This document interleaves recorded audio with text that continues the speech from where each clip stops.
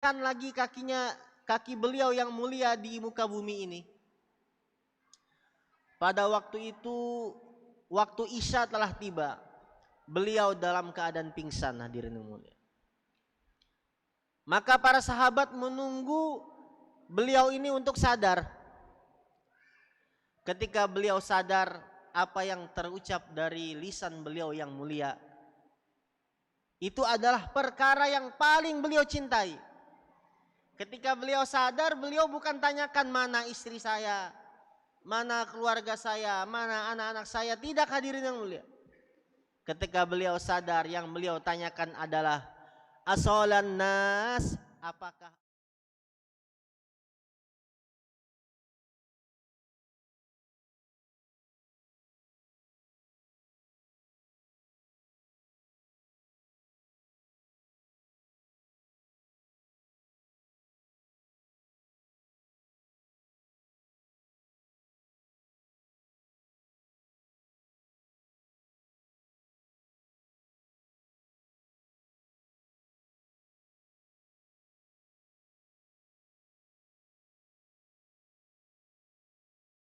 beliau sadar, yang keluar daripada lisan beliau sama seperti yang pertama.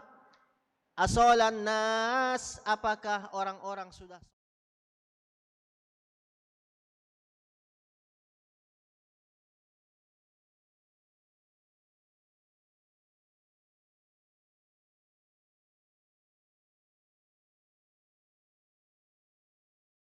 air, saya ingin berwudu. Maka beliau berwudu. Setelah beliau berwudu, beliau beranjak untuk sholat Isya secara berjamaah. Karena tidak tahan menahan rasa sakit yang begitu dahsyat, maka beliau pingsan yang ketiga kalinya, hadirin. Setelah bangun dari pingsan, yang beliau tanyakan masih sama. Bukan anak istri yang beliau tanyakan, tapi beliau tanyakan adalah asolan nas, apakah orang-orang sudah sholat, kata beliau.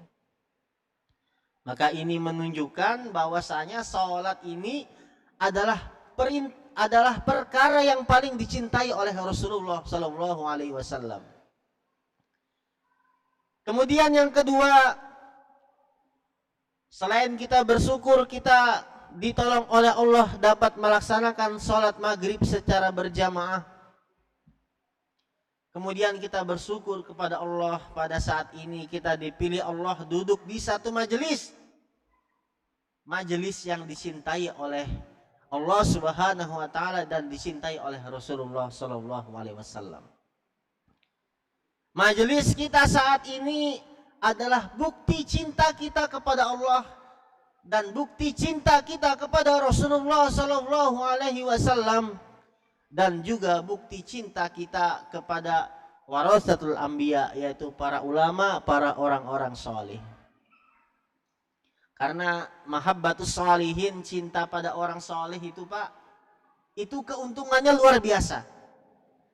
Nanti di akhirat itu, Pak, di akhirat nanti ada orang yang amalnya itu buruk. Gak ada amal baiknya belas sudah. Amalnya buruk tok. Maka oleh malaikat diseret dia ini ke neraka. Maka kata Allah, berhenti wahai malaikat. Jangan engkau seret orang tersebut ke neraka sebelum engkau mengecek amalan-amalannya. Pernahkah selama masa hidupnya dia ini musafahah, salaman dengan ulama? Maka dicek oleh malaikat, pernah enggak orang ini salaman sama ulama? Dicek, maka malaikat berkata, ya Allah, selama masa hidupnya dia tidak pernah salaman sama ulama, ya Allah. Maka diseret ke arah neraka. Berhenti wahai malaikat. Karena apa? Ada satu hadis yang maknanya bisa dibenarkan, man safahani wa man safaha man safahani wa man safaha man safahani dakhalal jannah. Kata Nabi, orang yang bersalaman dengan saya dan orang yang pernah bersalaman dengan orang yang bersalaman dengan saya, dengan orang yang pernah bersalaman dengan orang yang bersalaman dengan saya, dia akan masuk surga. Ini Orang tersebut dicek buku amalannya, tidak pernah dia salaman sama ulama, maka diseret sama malaikat ini ke neraka. Maka kata Allah, berhenti wahai malaikat, jangan engkau seret orang tersebut ke neraka sebelum engkau cek amalan dia. Pernah enggak selama hidup dia ini dia memandang wajahnya ulama? Karena dikatakan najrul alim khairum min ibadatis sana. Memandang wajahnya ulama itu lebih baik daripada ibadah 1 tahun, Pak. Insya Allah. Maka dicek sama malaikat, pernah enggak orang ini selama hidup dia memandang wajahnya ulama? Ternyata tidak pernah. Ya Allah, selama hidup dia tidak pernah memandang wajah ulama, ya Allah.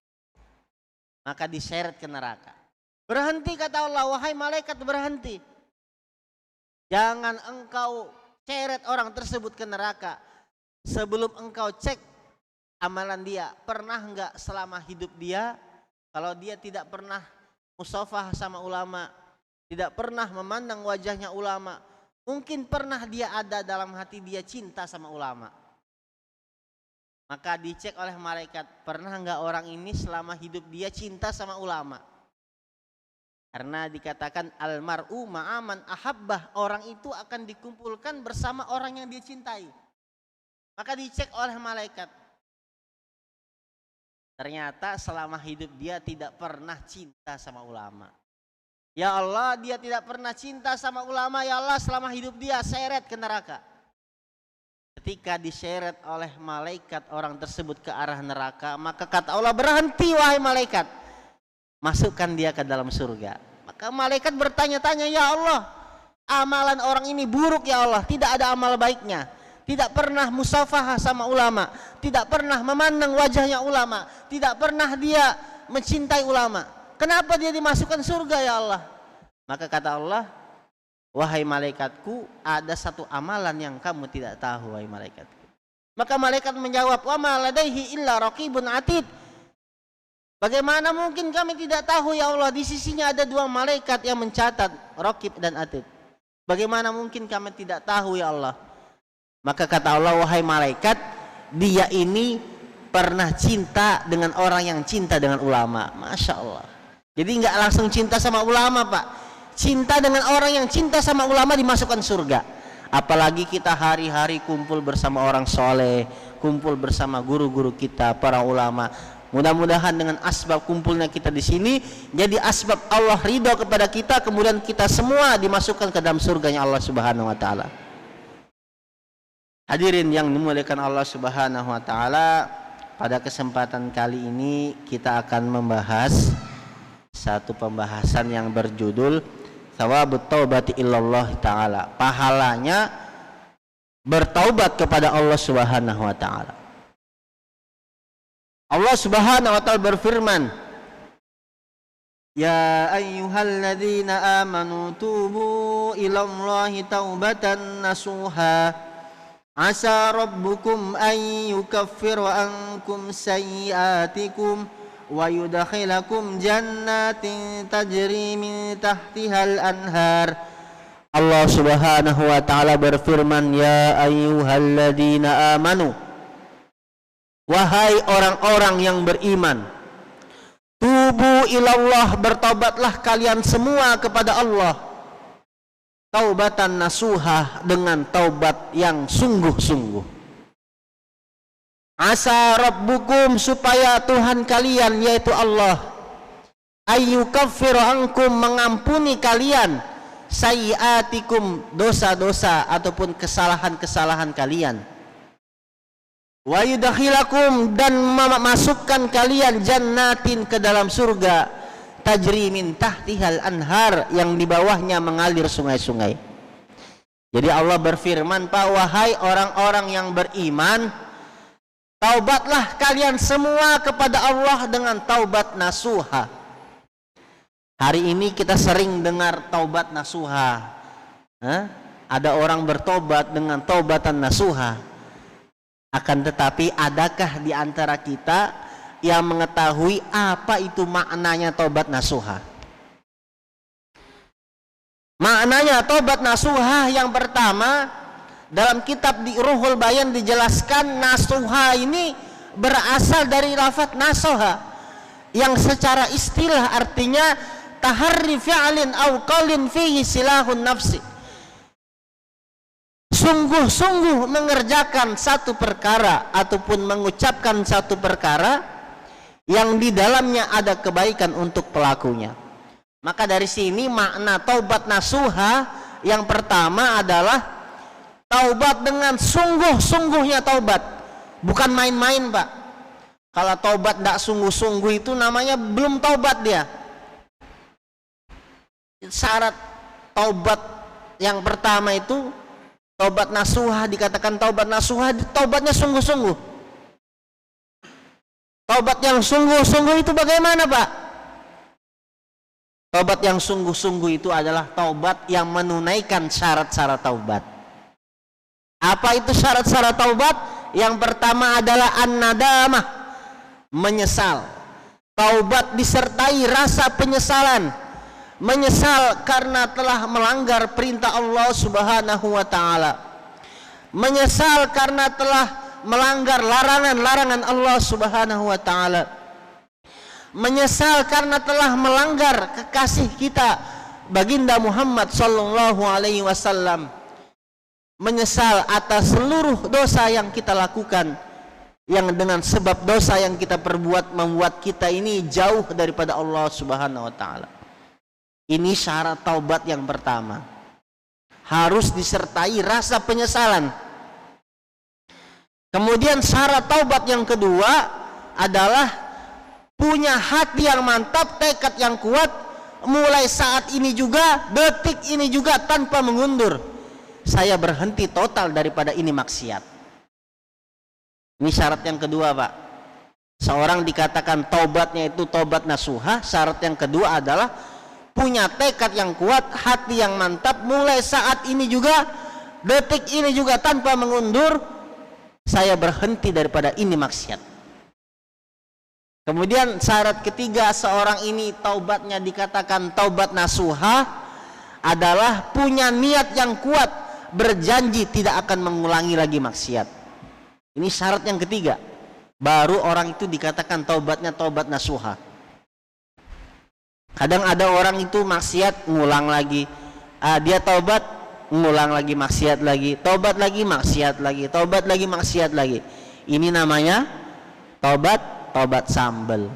Tahu orang taubat sambal, Pak? Orang taubat sambal itu dia makan sambal banyak, terus dia ngeluh, pedas ini sambal, saya nggak akan lagi makan sambal. Besok ketemu sambal makan lagi, ngeluh lagi. Besok ketemu sambal makan lagi, ngeluh lagi. Besok nggak ada sambal malah dicari. Ini namanya taubat sambal. Kemudian syarat yang keempat adalah menambal keburukan-keburukan dia dengan kebaikan-kebaikan. Sebagaimana yang disabdakan oleh Rasulullah, susullah keburukan-keburukan kalian dengan kebaikan-kebaikan. Innal hasanat yudhibnas sayyi'at, karena kebaikan itu akan menghapus daripada keburukan. Jadi, Pak, kalau kita terjerumus dalam satu kemaksiatan, maka cepat-cepat kita buat amal, entah itu sholat, zikir, sedekah, baca Quran dan lain-lain, karena kebaikan kita akan menghapus dosa-dosa keburukan kita itu. Maka seorang itu dikatakan taubat nasuha harus memenuhi 4 syarat. Sebagaimana yang sudah saya katakan, yang pertama taubat disertai rasa penyesalan, yang kedua punya kemantapan hati, mulai saat ini dia berhenti total daripada maksiat, yang ketiga berjanji tidak akan mengulangi lagi, dan yang keempat dia menambal keburukan dia dengan kebaikan. Kalau orang sudah seperti ini, barulah dikatakan taubatnya itu taubat nasuha. Kalau ada orang dia taubat, ngomongnya taubat, dia istighfar pada Allah, tidak disertai 4 rasa ini, hadirin yang mulia, maka apa kata Sayyidina Ali? Hada syari'atul lisan, hada taubatul kadzabin, kata Sayyidina Ali. Ini adalah taubatnya orang-orang pembohong, kata Sayyidina Ali. Mulutnya istighfar, lisannya istighfar, memohon ampun kepada Allah, tapi hatinya ingat sawahnya. hatinya ingat keluarganya, hatinya ingat pekerjaannya, hatinya ingat ternaknya, maka hada taubatul kadzabin, kata Sayyidina Ali, ini taubatnya orang-orang pembohong. Jadi kadzab sama kazib itu beda, Pak. Kalau kazib itu artinya orang yang berbohong, kalau kadzab ini artinya bohong yang telah dia buat itu sudah terlalu banyak, hoak yang sudah dia sebarkan itu sudah terlalu banyak, maka namanya kadzab. Maka kita lihat diri kita, Pak, ketika kita habis sholat itu istighfar, astagfirullah, astagfirullah, hati kita kemana? Kalau hatinya ingat istrinya di rumah, ingat pekerjaannya, ingat sawahnya, ingat ladangnya, ingat ternaknya, maka kata Sayyidina Ali apa? Hada taubatul kadzab, ini tobatnya orang pembohong. Maka kata Sayyidina Ali, seorang itu dikatakan taubat nasuhah bukan 4 syarat, Pak. Seorang itu dikatakan taubat nasuhah itu ada 6 syarat. 4 syarat yang sudah disebutkan. Kemudian syarat yang kelima yaitu wa antudhiba nafsaha fi taatillah kama rabaitaha fi maksiatillah. Hendaknya seorang itu menenggelamkan dirinya dalam taat kepada Allah Subhanahu wa taala sebagaimana seorang itu telah merawat dirinya dalam maksiat kepada Allah. Jadi betul-betul mensibukkan dirinya ini dalam taat kepada Allah sebagaimana dahulu dia telah merawat dirinya dalam maksiat kepada Allah. Ini syarat yang kelima. Kemudian syarat yang keenam kata Sayyidina Ali, seorang itu dikatakan taubatnya itu taubat nasuha adalah wa antudhiqaha fi mararatat ta'ah kama tudhiqaha halawatal ma'siyah. Seorang itu dia harus merasakan pahitnya taat kepada Allah, capeknya ngaji, capeknya dakwah, capeknya zikir, capeknya amal, dia harus rasakan sebagaimana dia telah merasakan kepada dirinya manisnya maksiat, lezatnya maksiat. Maka apabila seorang ini telah merasakan capeknya zikir, capeknya dakwah, capeknya amal, habis-habisan dia berkorban jalan Allah, barulah orang ini dikatakan taubatnya itu taubat nasuha. Kira-kira taubat ini susah apa mudah, Pak? Hah? Taubat ini susah apa mudah? Innahu la yasiru liman yassarahallah. Kalau Allah mudahkan tidak ada yang susah. Hadirin yang dimuliakan Allah Subhanahu wa taala. Ya ayyuhalladzina amanu tubu ilallahi taubatan nasuha. Wahai orang-orang yang beriman, bertobatlah kalian kepada Allah dengan taubat nasuha. Maka sebagian ulama mengatakan makna di sini adalah nasuhatus taub, menjahit baju, Pak. Ini adalah kata-kata kiasan.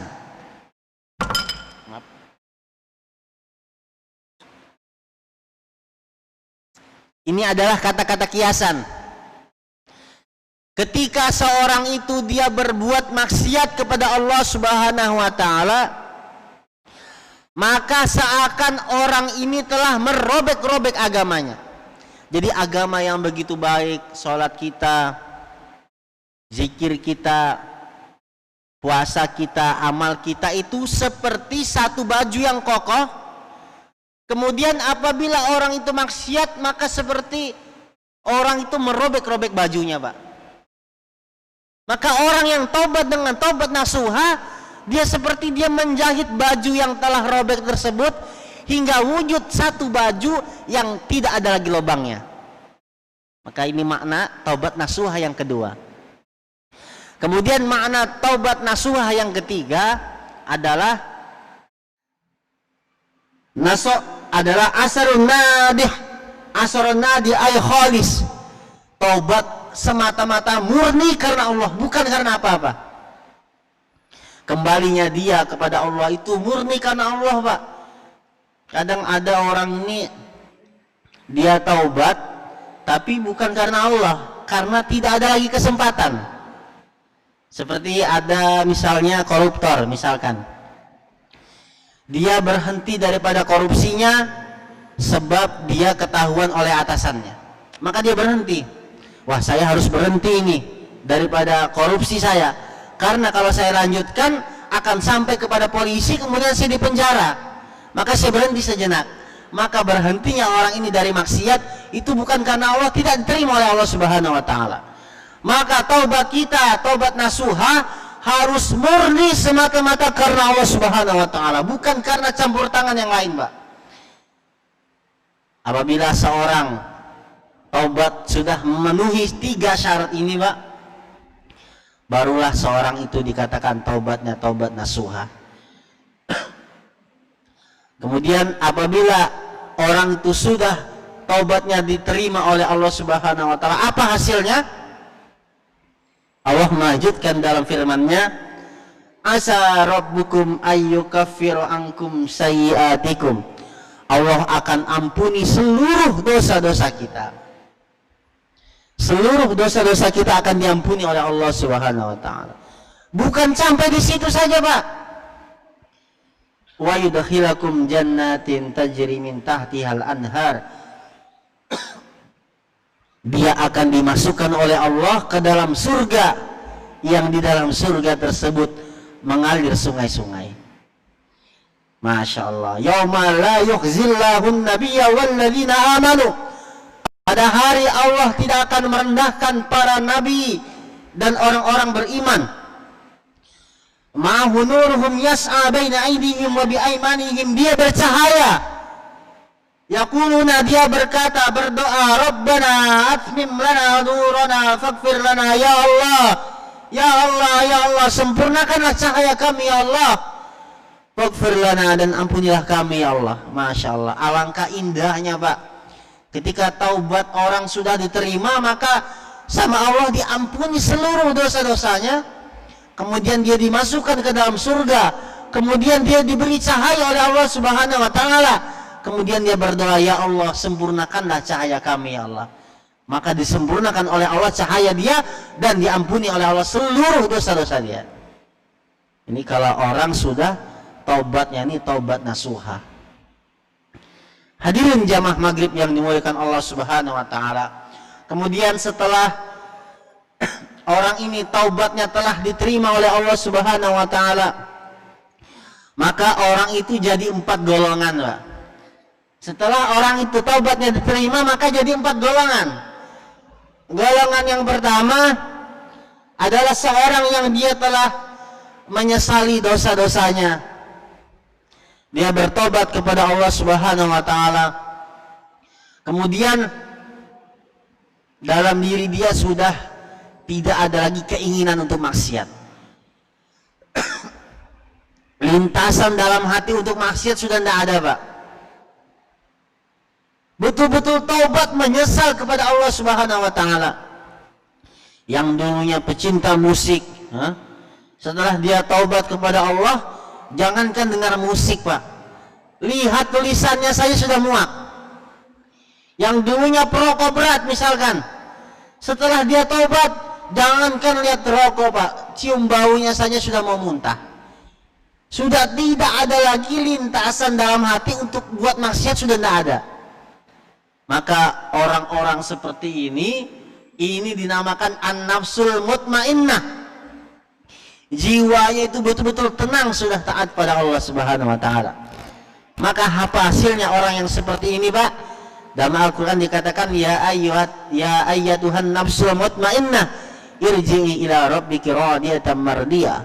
Orang-orang yang nafsul mutmainnah ini, yang jiwanya sudah tenang, ketika dia wafat meninggal dunia, irji ila rabbika radiyatan mardiyah, kembalilah kepada Tuhanmu yaitu Allah, radiyah dalam keadaan ridho, wa mardiyah dan dalam keadaan diridhoi.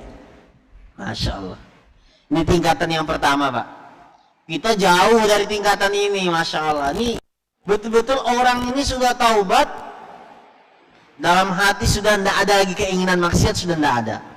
Jauh kita. Ini tingkatannya para wali-wali yang super-super itu, Pak. Kemudian tingkatan yang kedua, golongan yang kedua adalah seorang yang dia ini istiqomah taat kepada Allah, ya. Dia sholat, dia jalankan seluruh perintah Allah. dia jauhi larangan-larangan Allah, ya. Akan tetapi masih ada satu atau dua kemaksiatan yang dia ini masih kerjakan. Dia sudah taat, sudah taubat, tapi masih ada dia satu dua kemaksiatan yang masih dia kerjakan, Pak.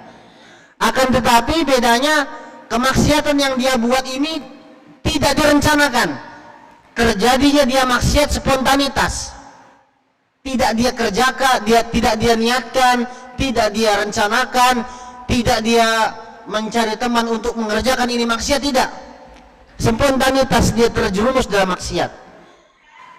Kemudian setelah dia maksiat, dia mencaci habis dirinya. Wahai diriku, engkau telah mengenal Allah, engkau telah taat kepada Allah, tapi kenapa engkau kotori itu dengan maksiat? Dia habis caci dirinya, hadirin yang mulia. Maka orang-orang tingkatan nomor 2 ini namanya adalah an-nafsul lawwamah. Maka kata para ulama, orang yang tingkatan kedua ini kemungkinan untuk selamat itu masih besar, ya. Kemungkinan untuk selamat masih besar. Kemudian orang yang tingkat ketiga, ini kebanyakan kita nih tingkat ketiga, Pak.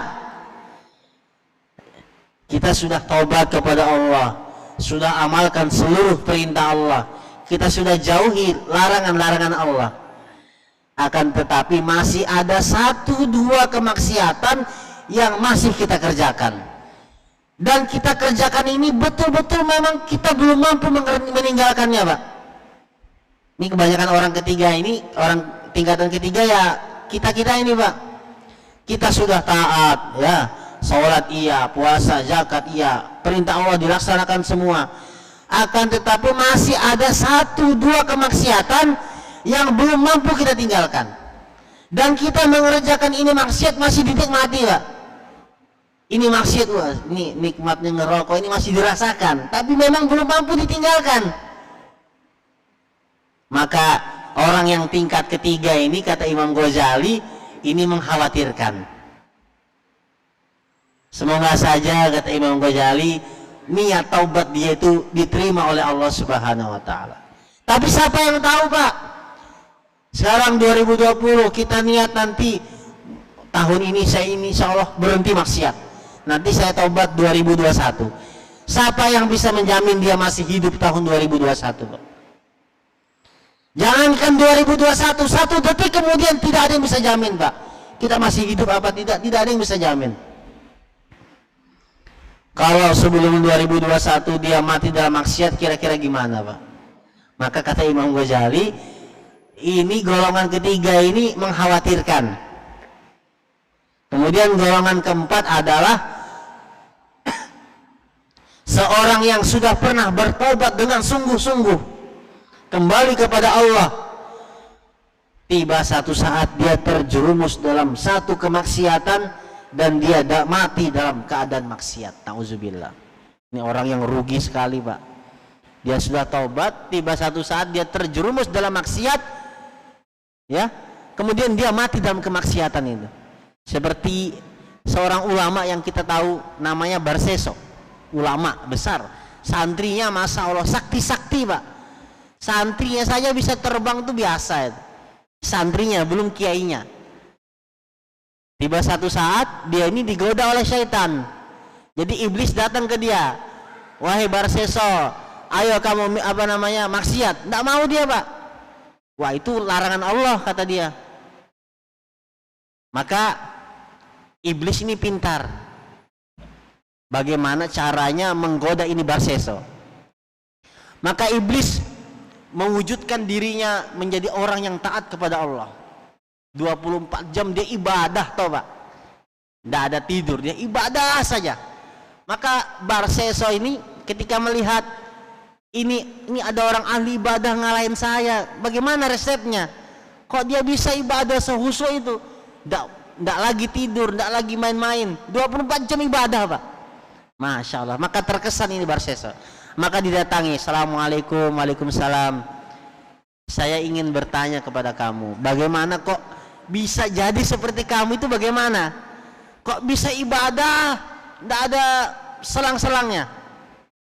Maka kata iblis yang menyamar jadi ahli ibadah ini, dia bilang, wah gampang.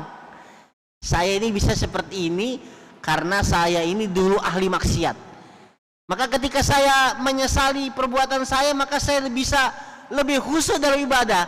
Maka kalau kamu ingin jadi seperti saya, maksiat dulu, baru kamu bisa ibadah 24 jam. Maka tergoda ini Barseso, dikasihlah arak, Pak. Kalau disuruh zina langsung tidak mau dia, ini larangan Allah, dosanya besar. Maka dikasih arak. Ketika dia mabuk, hilang kesadarannya, baru didatangkan wanita. Ketika datang wanita, dia berzina, baru dicabut nyawanya oleh Allah Subhanahu wa taala. Masya Allah. Kira-kira gimana nih, Pak? Dia sudah ibadah habis-habisan, Masya Allah. Ketika digoda oleh syaitan, dia terjerumus dalam maksiat dan dia mati dalam keadaan maksiat. Maka kita ini kira-kira mau jadi golongan yang pertama, yang kedua, yang ketiga, apa yang keempat, Pak? Yang pertama insya Allah, Pak. Usahakan yang pertama, minimal yang kedua, Pak. Jangan sampai jadi yang ketiga, apalagi yang keempat. Karena yang ketiga ini mengkhawatirkan, kata Imam Ghazali. Hadirin yang dimuliakan Allah Subhanahu wa taala, kemudian Allah berfirman, illa man taba wa amana wa amila shaliha fa ulaika yadkhulunal jannah wa la yuzlamuna syai'a. Illa man taba, kecuali orang-orang yang bertaubat kepada Allah. Dia taubat disertai rasa penyesalan, dia taubat dengan sudah buat keputusan, mulai saat ini saya berhenti maksiat. Dia taubat dengan buat keputusan, berjanji bahwasanya saya tidak akan mengulangi lagi maksiat. Kemudian dia beriman kepada Allah, dia beramal soleh. Faulaika, orang-orang seperti inilah yadkhulunal jannah, yang akan masuk surga, kata Allah. Jadi kalau Allah sudah katakan yadkhulunal jannah, orang ini masuk surga, maka inilah sukses yang sebenar-benarnya. Sukses itu bukan kita diangkat jadi direktur utama, bukan, Pak. Itu bukan kesuksesan yang pertama. Bukan dengan sebab lulus dapat pangkat, harta yang tinggi, bukan. Harta yang banyak, bukan, Pak. Itu bukan kesuksesan yang pertama. Kesuksesan yang sebenarnya ketika dapat cap dari Allah yadkhulunal jannah, silakan masuk ke dalam surganya Allah. Ini baru namanya kesuksesan. Faman zuhziya 'anil nar wa udkhilal jannah faqad faz. Orang yang selamat dari neraka Allah, masuk surganya Allah, dialah orang yang sukses, kata Allah. Insyaallah hadirin yang mulia. Maka kita berdoa kepada Allah, mudah-mudahan kita dijadikan oleh Allah dalam golongan orang-orang yang pertama, yaitu nafsul mutmainnah, orang yang betul-betul taubat, kemudian tidak ada lagi keinginan maksiat. Minimal kita jadi golongan yang kedua. Insyaallah hadirin. Habis, Pak. Kita, alhamdulillah, mungkin ini saja yang dapat disampaikan. Al-insan mahallul khata' wan nisyan. Manusia ini tempat salah dan lupa. Maka kita banyak-banyak istighfar pada Allah Subhanahu wa taala. Mudah-mudahan Allah beri kita kemampuan dapat mengamalkan dan menyampaikan. Akhir majelis kita tutup dengan doa kifaratul majelis. Subhanallah wa bihamdihi, subhanakallahumma wa bihamdika, asyhadu an la ilaha illa anta, nastaghfiruka wa atubu ilaik. Assalamualaikum warahmatullahi wabarakatuh.